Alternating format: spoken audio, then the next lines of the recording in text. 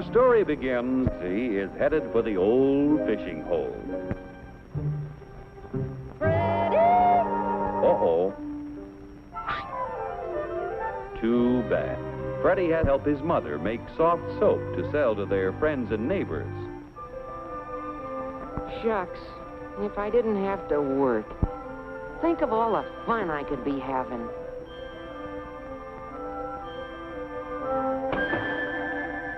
Gee. Freddie tries to figure out an easier and quicker way to make soap.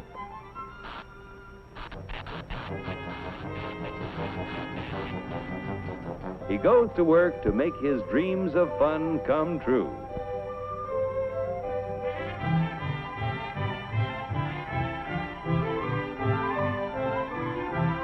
After years of working night and day, Freddie's experiments bring success.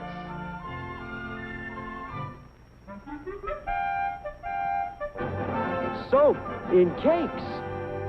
Pretty soon, word gets around to the housewives who want shorter, easier wash days and cleaner clothes.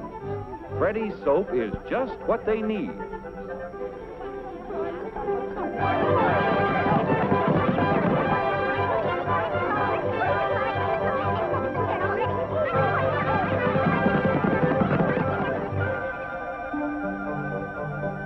He invests his profits in larger quarters and new equipment to make enough soap to satisfy the demand. Finally, his dreams come true. Time off for fun on Saturday. Hey, Freddie, a guy can fish anytime.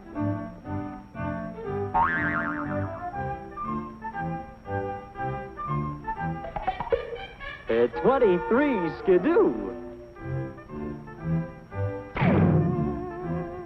Goodbye, Freddie. Hopelessly in love, he wants to make good in a big way.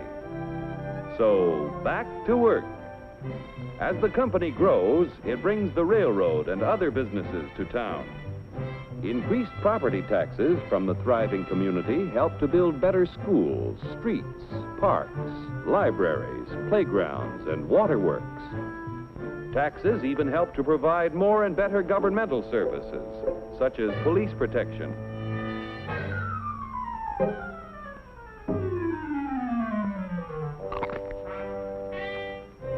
Before long, Freddie becomes a successful businessman.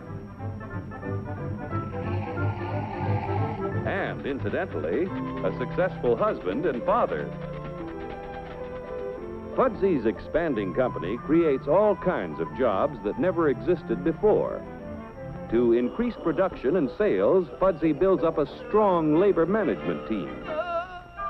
Each year, he invests a portion of his profits in research to develop better soap that can be made to sell at lower prices. The Fudsy Company continues to grow with the years because it makes a good soap, which in competition with others sells at a fair price. Competition forces each manufacturer to improve his product, to sell it for less, and to give the consumer more for a dollar than his competitor. And Fudsy is hard to beat. Finally, he gets so many orders he realizes that one factory simply can't meet the demand. His profit motive starts sparking to figure out a way to increase production. He forms a corporation and issues stock to raise money to build factories from coast to coast. Fudsy's employees have faith in his management and back him with their savings. Banks loan depositors money to help finance the expansion program. Insurance companies loan the funds of their policyholders to help build the factories. Stock exchanges act as a clearinghouse for people from all walks of life to buy securities. Before long, everybody gets plenty of soap. At last, Fudsy's success is complete. Soap City. The profit motive, which drove Fudsy to accomplish so much, may bring out the evil as well as the good. Hello? Fudsy, old boy, I've got a great idea. Between us, we control 70% of the country's soap sales.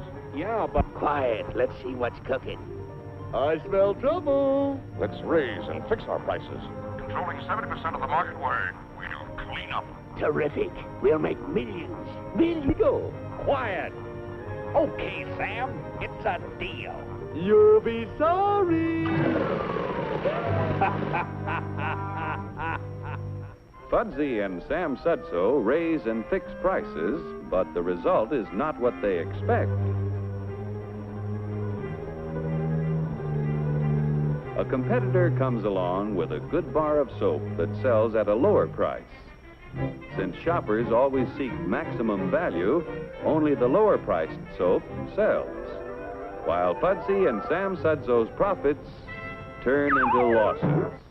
99 times out of 100, competition works. When it doesn't, the government steps in to prevent monopolistic attempts. That was a tough break. Now the next time...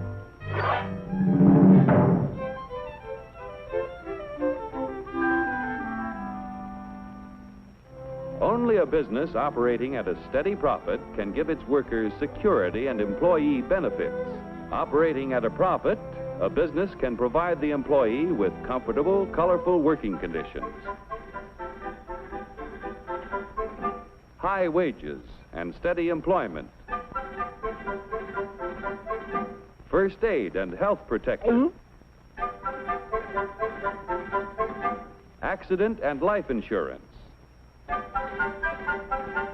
time off for vacations.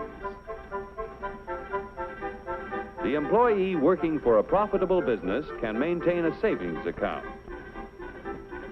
own his own home, and have plenty of leisure to enjoy the peace and quiet of family life.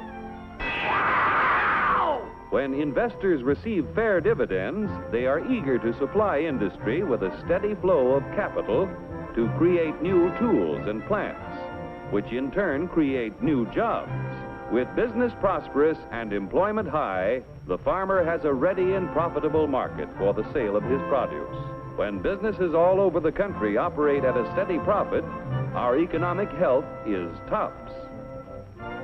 Billions in taxes paid out of profits flow into local, state, and governments. The profit motive has been the driving force back of the growth of American industry. The American system of free enterprise will give the young people of today the freedom of opportunity to develop ideas which will make a better way of life for the children of tomorrow.